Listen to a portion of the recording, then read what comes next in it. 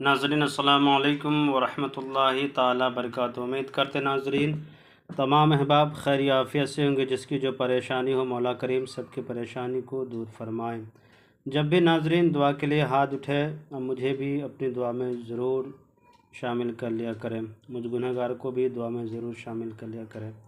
नाज़रीन, मोमिनों की दुआ बमिसल एक हथियार है। जो हथियार इस्तेमाल करते मोमिन तो वो दुआ है। मोमिन का हथियार दुआ ही है। और जब भी दुआ के लिए हाथ उठे मुझ गुनहगार को भी ज़रूर दुआ में शामिल कर लिया करें। नाज़रीन, ये जो नक्श लेकर के हाज़िर आए हैं ये मोहब्बत का ख़ास नक्श है। इस नक्श के ज़रिए से किसी को भी आप अपनी मोहब्बत में और अपने इश्क में अपने वश में कर सकते हैं। ये नाज़रीन जायज़ मोहब्बत के लिए करें, नाजायज़ के लिए हरगिज़ इस नक्श का इस्तेमाल ना किया करें। मैंने इस नक्श को लिख कर के एक शख्स को दिया था।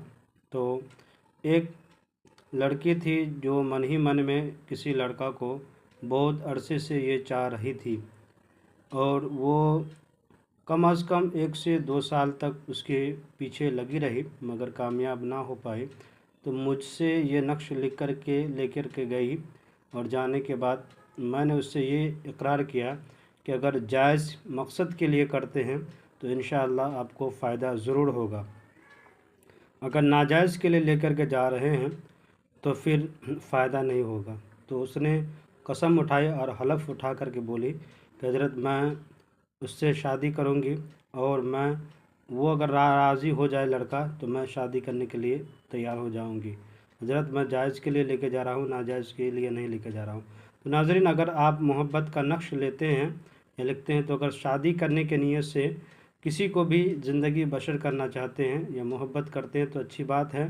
जायज़ मकसद के लिए करें, नाजायज़ के लिए ना किया करें। अगर उसकी ज़िंदगी बसर करना चाहते हैं तो फिर इस अमल को, इस तावीज़ को क्या करें, इंशाअल्लाह ताला आपको कामयाबी ज़रूर मिलेगी। तो उसने क्या किया कि नए तावीज़ लेकर के गई। चंद दिन गुजरने के बाद वो लड़का उससे बातें करने लगा और वो लड़की भी तैयार थी, लड़का भी तैयार था, दोनों शादी के लिए तैयार हो गए। तो नाज़रीन, ये है जायज़ मोहब्बत। जो जायज़ मोहब्बत के लिए करते हैं तो इंशाअल्लाह ताला रब अपने फ़ज़ल करम से उसके ऊपर जो नूरी ताकत के ज़रिए से मोहब्बत दोनों के दिलों में मोहब्बत पैदा कर डालती है। तो नाज़रीन, आपसे मेरी गुजारिश है कि जायज़ के लिए करें, नाजायज़ के लिए हरगिज़ ना क्या करें।